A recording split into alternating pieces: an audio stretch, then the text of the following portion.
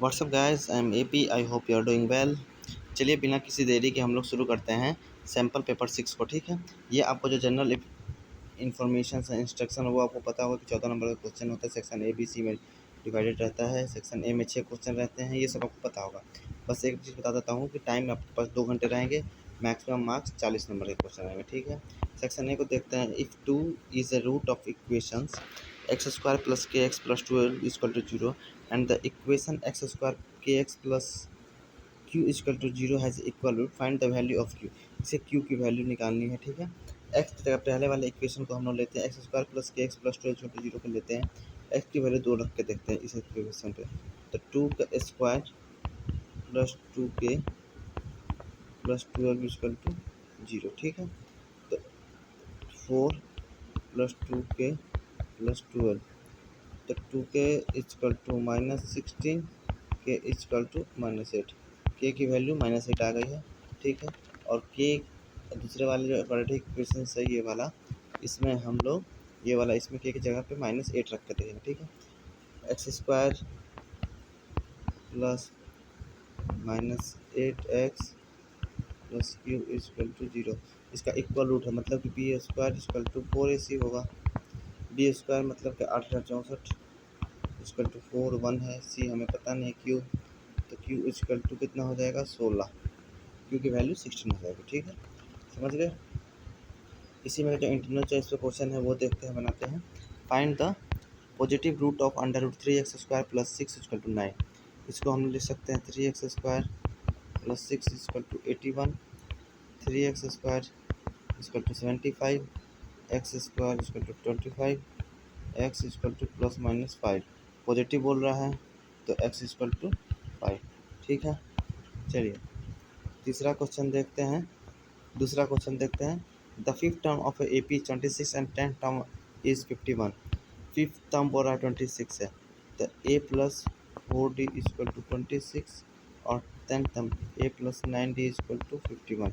इसको है two very linear equation in 2 variable है, तो साइन चेंज करेंगे। यहाँ भी ये 1 ए ख़त्म हो गया, ये -5d इक्वल टू -25, तो d इक्वल टू 5 हो गया।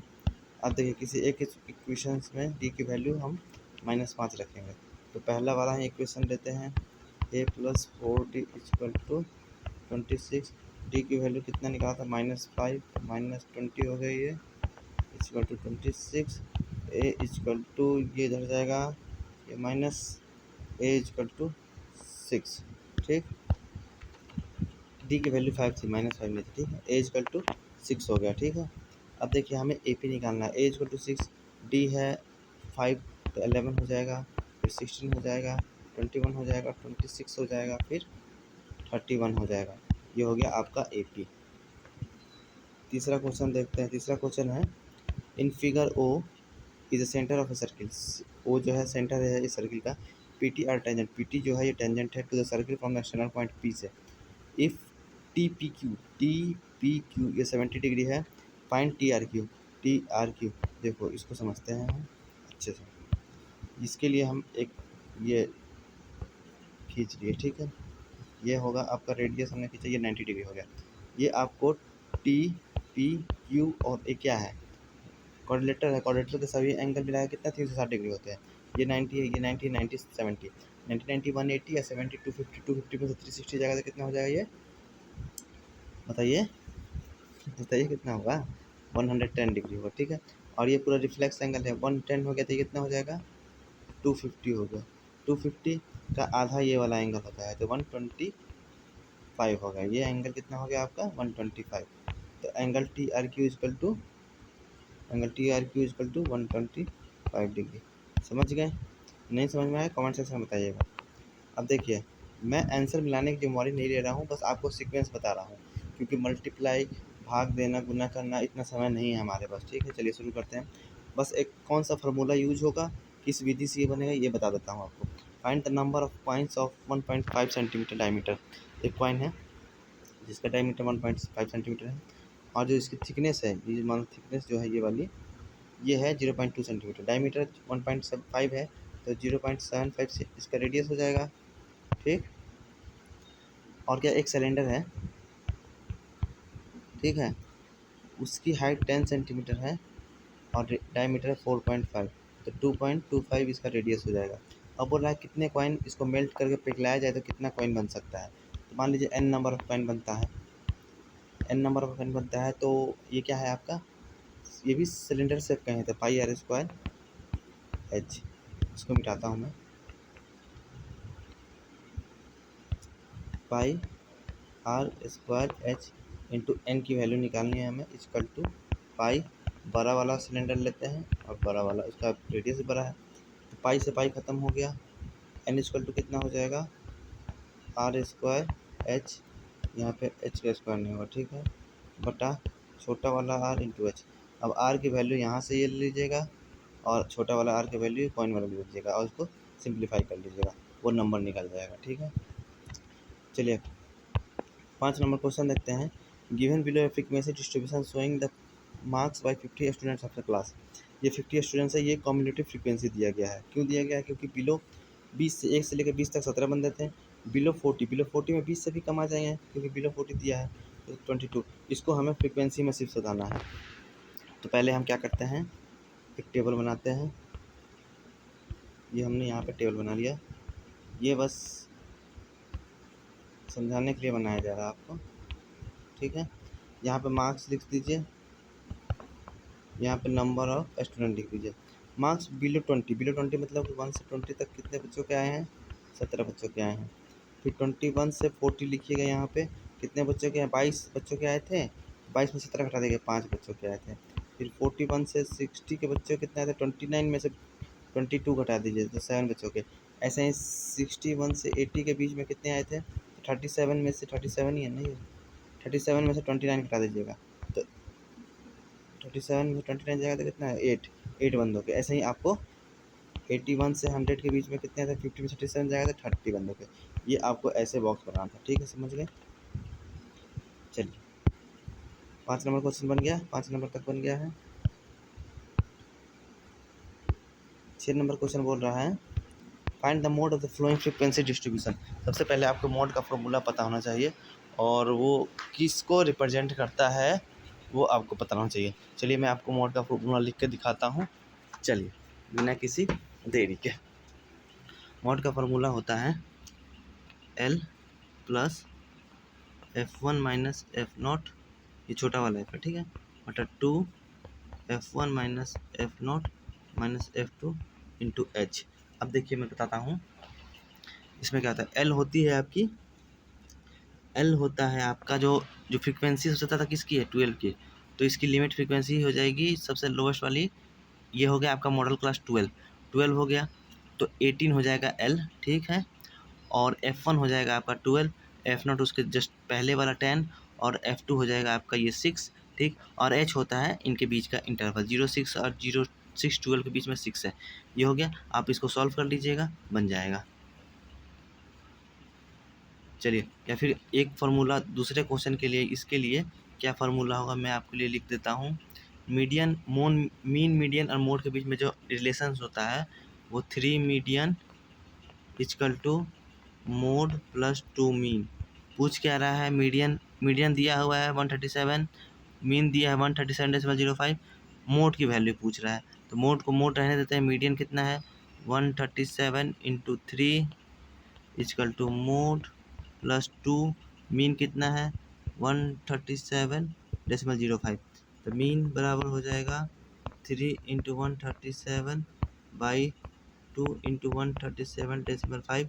इसको आप सॉल्व करके आप मीन की वैल्यू, मोड की वैल्यू निकाल लीजिएगा। चलिए सेक्शन बी देखते हैं।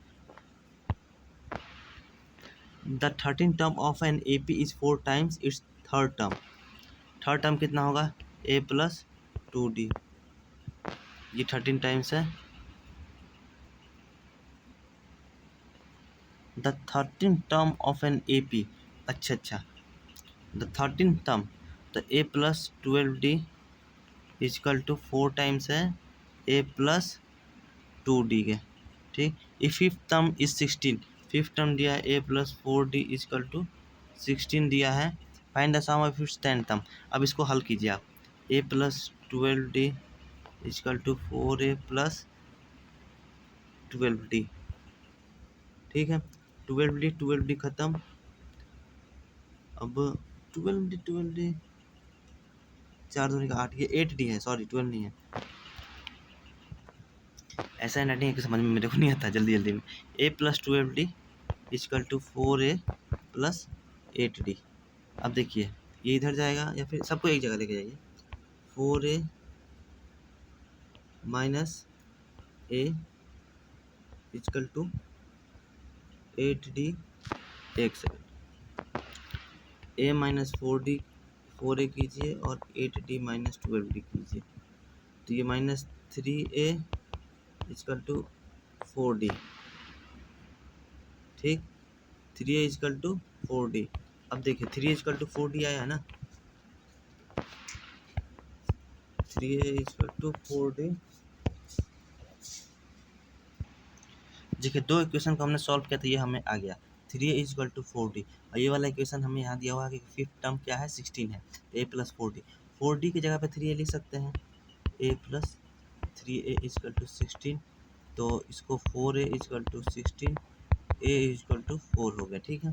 A इक्वल टू 4 निकल गया है, तो A की वैल्यू इसमें रख देते हैं, तो A इक्वल टू 4 आया ना, A plus 4 plus 4D equal to 16, तो D इक्वल टू कितना आ जाएगा,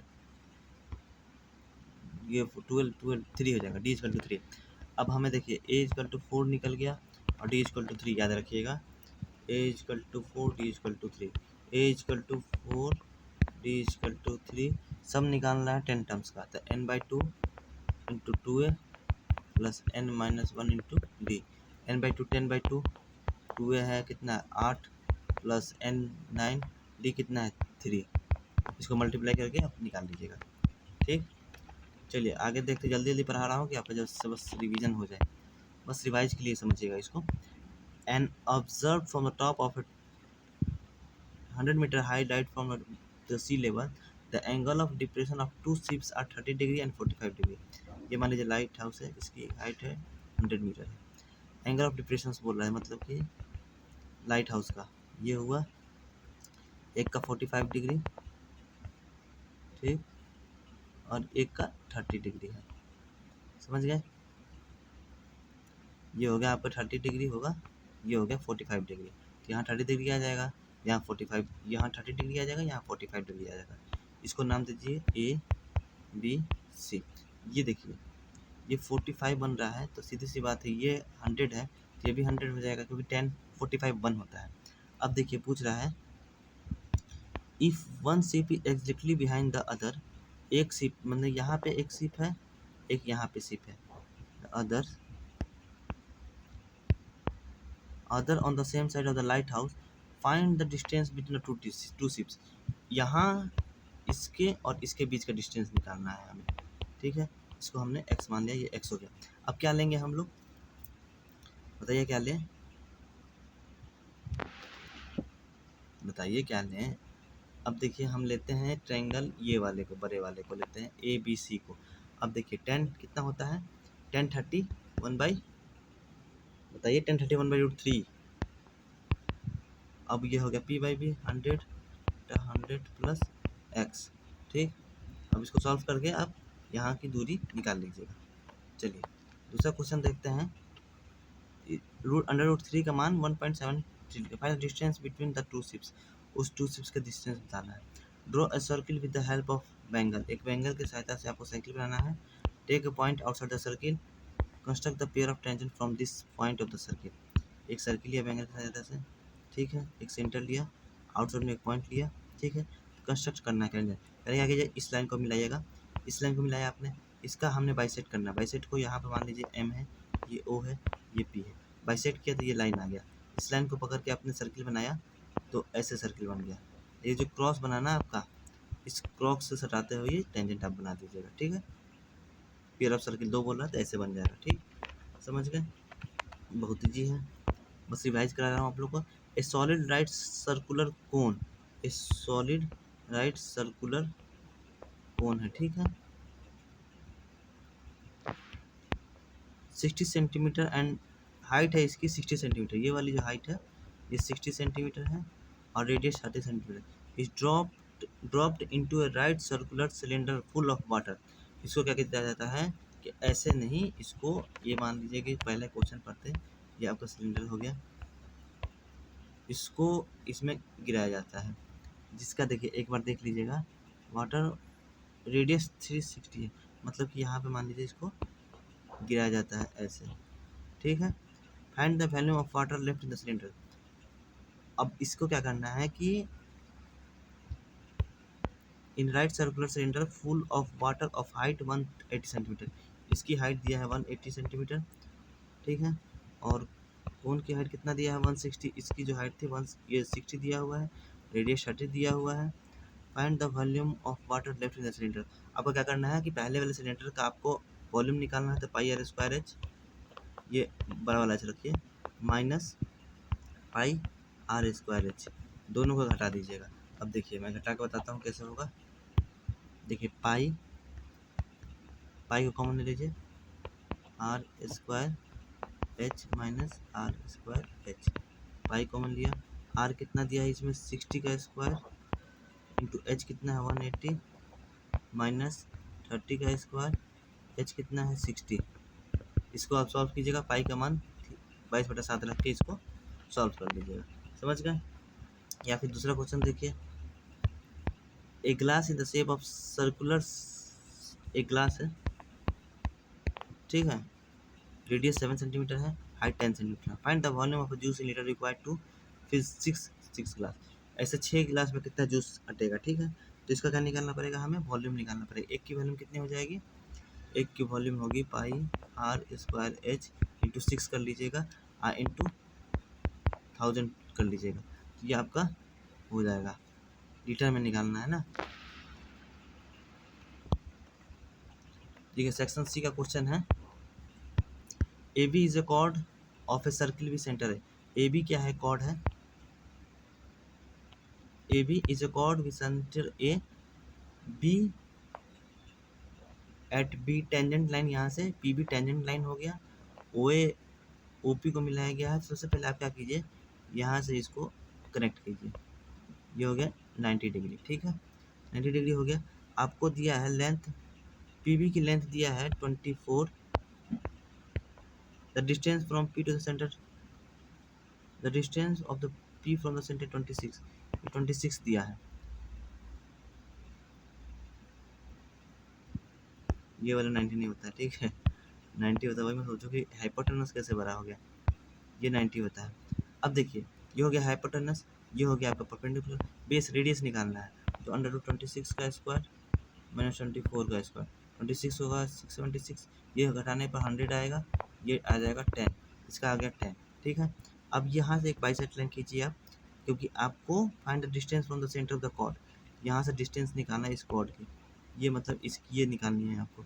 इसको बाइसेक्ट किया, ये बाइसेक्ट किया, तो ए बी का दिया होगा, ए बी 16 है, ये 10 है, ये 8 हो जाएगा, आधा हो जाएगा, तो अंडर रूट 10 का 100 माइनस 64, ये हो जाएगा 6 सेंटीमीटर हो जाएगा, समझ गए। पाइथागोरस थ्योरम से इसको मैंने बनाया, समझ गए, सेक्शन सी। चलिए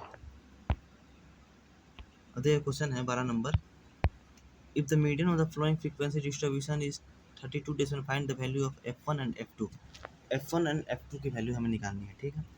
सबसे देखिए मीडियन दिया हुआ है 32 डेसिमल 5। सबसे पहले कम्युलेटिव फ्रीक्वेंसी देखते हैं, इसका हमें कम्युलेटिव फ्रीक्वेंसी टोटल 40 है, तो 40 है तो सबसे पहले इसको ऐड करते हैं, 5 9 9 5 14, अब 14 और 5 14 5 19 और 12 19 12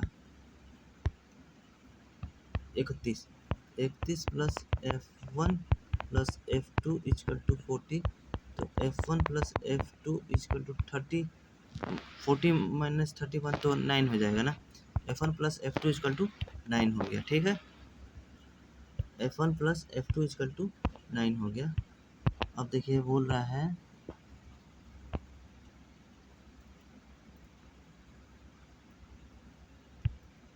हाँ है इतना ही हो गया, F1 plus F2 equal to 9, और हमें क्या निकालना है, फाइंड द मीडियन निकालना है ना, if the median equal to 32.5 दिया है, find the value of F1 and F2। F1 और F2 मिला के कितना हुआ है ये बताइए, 9। यहाँ याद रखिए F1 plus F2 equal to 9। हमें मीडियन निकालना है, तो मीडियन का फार्मूला क्या होता है, मीडियन का फार्मूला होता है L प्लस n/2 माइनस ये बड़ा वाला F है F/H। इसको सॉल्व कर लीजिएगा तो हमें F के जगह पे जो F लिखा था ना, हमने फार्मूला लिखा था L plus n/2 minus F into, अच्छे से लिखता हूँ जी। आपको बस याद रखना पहला इक्वेशन क्या निकला था, पहला इक्वेशन निकला था F1 plus F2 equal to 9 निकला था। अब मीडियन हमें पता है 32.5 है, इसका फार्मूला होता है L plus n/2 minus F into H/F। ये पूरा करना इसमें है। L तो आपको पता है, जो आपका जो वो है उसकी होती है। तो इसमें से मान लीजिए कि फ्रीक्वेंसी सबसे ज़्यादा किसकी है, 12 की है। तो 12 का जो लोअर लिमिट कितना 30, यहाँ 30 हो जाएगा। n कितना 40/2 हो जाएगा। f होता है, इसको कम्यूटेटिव फ्रीक्वेंसी निकालिएगा। कम्यूटेटिव फ्रीक्वेंसी में सबसे जो उसके जस्ट उसके ऊपर वाला था F1 प्लस 9 प्लस 9 5 14 और F1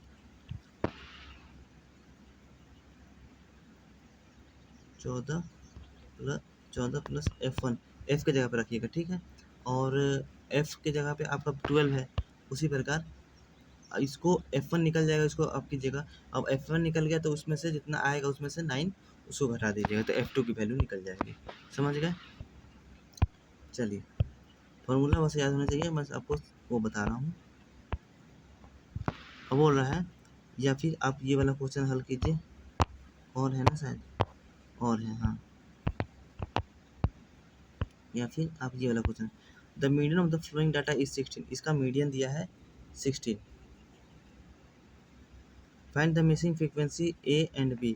उसी प्रकार इसको भी बनाना है आपको, ठीक है। इसको देखिए, सबसे ज़्यादा फ्रीक्वेंसी किसकी है 16, ये वो हो गया, ठीक है। इस सबको जोड़ के टोटल कितना होगा 70 है, 70 हो गया। तो A प्लस B इनको जोड़ो, 12 12 24 15, ये जितना होगा उससे वो 70 में से घटा दीजिएगा, तो A प्लस B की वैल्यू निकल जाएगी, ठीक। और मीडियन वाला फार्मूला फिर वही 16 equal to L plus n-2 F into H/F। ये H होता है इन दोनों के बीच की जो होती है, ठीक है। समझ गए? इसी को क्वेश्चन में रख के आप लोग इसको सॉल्व कर लीजिएगा। देखिए, अब ये किस बेसिस पे क्वेश्चन है, ये बेसिस है केस स्टडी पे। Drama ticket last year 300 people attended the Ravindra मंच ड्रामा क्लब। रविंद्रा मंच ड्रामा क्लब को अटेंड किए थे, कितने बंदे अटेंड किए थे, 300 मेंबर अटेंड किए थे विंटर प्ले में। द टिकट प्राइस वाज ₹60, उस समय 60 रुपीज़ थी। तो कितना आया था, 300 पीपल अटेंड 70, तो 21,000 21,000 रुपये हुआ था उस समय, ठीक है। द बाइडर estimate that 20 fewer people would attend for ₹10 increase in ticket price. क्या एडवाइजर एस्टिमेट 20 लोग कम वुड अटेंड, चाहते थे 10 रुपया ज़्यादा बढ़ा के। तो what ticket price would give the most income the drama club. कितना हुआ देखिए, तो 20 लोग चाहते थे कि 10 रुपये बढ़ा के दें, तो कितना हो गया 200, 21,200 हो गया। तो 21,200 में से 300 से भाग दे दीजिए, ठीक। अगर if the drama club raise its ticket to the price, how much income should expect to bring in. Drama club चाहता है कि उस प्राइस को, how much income should it expect to bring, अगर उसको 10 रुपये बढ़ाने को बोला जाए सबके लिए, तो 80 हो गया, तो 24,000 हो गया ना, तो 3,000 प्राइस इंक्रीज हो जाएगा, ठीक है। समझ गए? चलिए, स्टैचू ऑफ यूनिटी